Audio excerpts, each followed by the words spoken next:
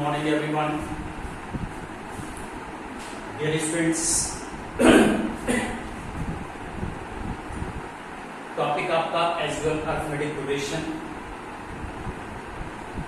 आप लोग सभी जानते हैं actually general AP a comma a plus b a plus 2b and so on generally. लेकिन आज मैंने जो टॉपिक आप लोगों को एक्सप्लेन कर रहा हूं मैं उसको ध्यान से देखिए, वेरी इंपॉर्टेंट टॉपिक है। If the sum of the terms is given, note कीजिए सम। अगर आपको एपी के टर्म्स का सम गिवन होता है तो हम जनरल टर्म्स इसमें से नहीं लेते।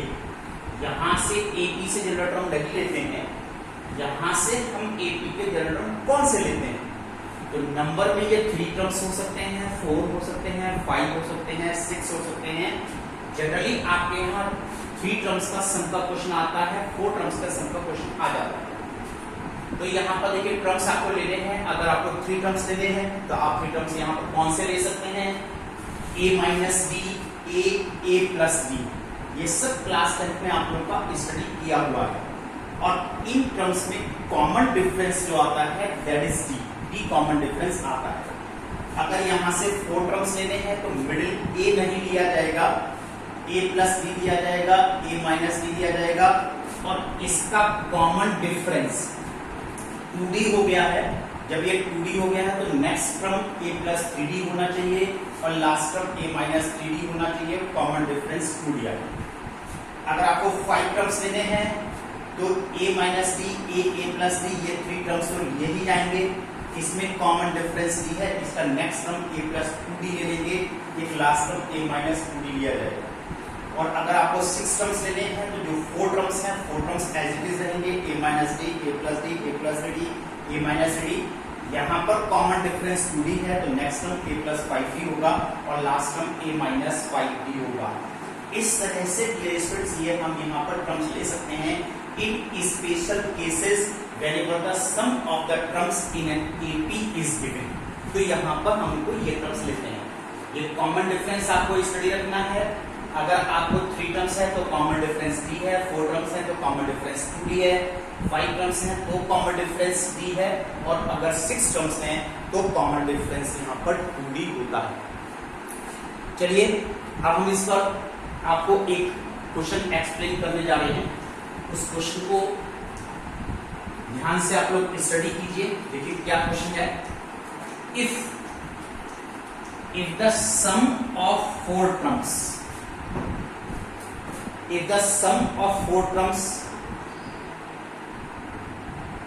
is 20, if the sum of 4 terms of an AP is 20 and sum of whose squares is 120, find AP। तो AP फाइंड कीजिए। If the sum of 4 terms of an AP is 20 and sum of whose squares is 120, then find an AP। देखिए यहाँ पर sum given है, this is very important. Let 4 terms in AP R, this is a minus 3d, a minus d, a plus d and a plus 3d, जैसा मैंने अभी आप लोगों को बोर्ड पर एक्सप्लेन किया।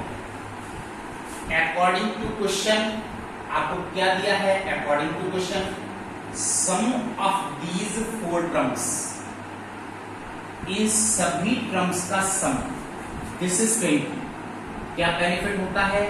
ये 3d d सारे कैंसिल हो जाते हैं, you get 4a, this is 20, then a is equal to 5 और डायरेक्ट आपके पास फर्स्ट टर्म इसमें से आ जाता है। सेकेंड इक्वेशन दी है सम ऑफ हुज स्क्वायर्स, इन्हीं के सभी के स्क्वायर्स का सम। इस तरह से स्क्वायर कीजिए और इनके स्क्वायर्स का सम दैट इज 120। तो कहते हैं AP फाइंड कीजिए। अब हम क्या करेंगे कि जो A की वैल्यू आपने 5 निकाली है, पुट इन दिस इक्वेशन, इसमें पुट कर दीजिए 5 minus 3D whole square, 5 minus D whole square, 5 plus D whole square and 5 plus 3D whole square is equal to 1। अब इस इक्वेशन को आप सॉल्व कीजिए फॉर D। D फाइंड करने के लिए अब आप इसको सॉल्व कीजिए।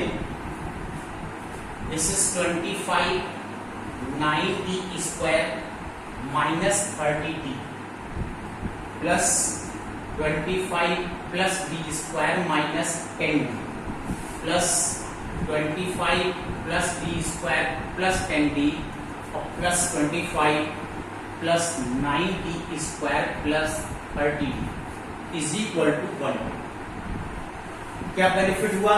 D के सारे टर्म्स कैंसिल हैं, 30D 10D this is cancel. बाकी आप इसको ऐड कीजिए 100 plus 9 plus 1 10 and 20D square is equal to 120। Further calculation के लिए this is 20D square is equal to 20, then D square is equal to 1, then D is equal to plus minus 1। अब यहां पर 2 cases, case 1 if A is equal to 5, D is equal to 1, case 2 if A is equal to 5 and D is equal to minus 1। D की value यहां पर plus minus 1 है। आपको दोनों case यहां पर कंसीडर करने हैं, दोनों केस कंसीडर किए जाएंगे। Now AP A plus D, A plus 2D and so on. बस इसमें ये पुट कर दीजिए 5 6 7 and so on. Similarly here is AP A plus D, A plus 2D and so on. Yes, देखिए अगर यहां पर ये जनरल AP आपसे निकालने को कहा गया है, जैसे मैं बोर्ड पर निकाल कर दे रहा हूं कि ये जनरल AP है, लेकिन अगर आपसे कहा जाता है कि इसी में जो आपने 4 टर्म्स कंसीडर किए थे, 4 टर्म्स, उन्हीं को फाइंड कीजिए, तो यहां पर ये कंसीडर्ड टर्म्स के क्या क्या थे? A minus 3D, A minus D, A plus D and A plus 3D। तो कोई प्रॉब्लम नहीं है, बस ये वैल्यू A एंड B की वैल्यू इसमें पुट कर दीजिए आप। This is 5 minus 3, 5 minus 1, 5 plus 1 and 5 plus 3। तो टर्म्स आपके पास आ रहे हैं, दैट इज 2 4 6 8। सिमिलरली इस A इज इक्वल टू 5 और B is equal to minus 1 को यूज करके यही सेम 4 टर्म्स आप इस अंदर से कैलकुलेट कर सकते हैं। चलिए डियर स्टूडेंट्स, ये तो एक टॉपिक आपका ये था। अब मैं आपका यहां पर एक टॉपिक और ले रहा हूं, sum to n terms of an AP। Sum to n terms of an AP। ये टॉपिक भी क्लास 10 पे आपने स्टडी किया है, sum to n terms of an AP। देखिए यहां पर इसके लिए मैं आपको फॉर्मूला देने जा रहा हूं, A plus D, A plus 2D plus and so on। This is L minus D और L minus 2D।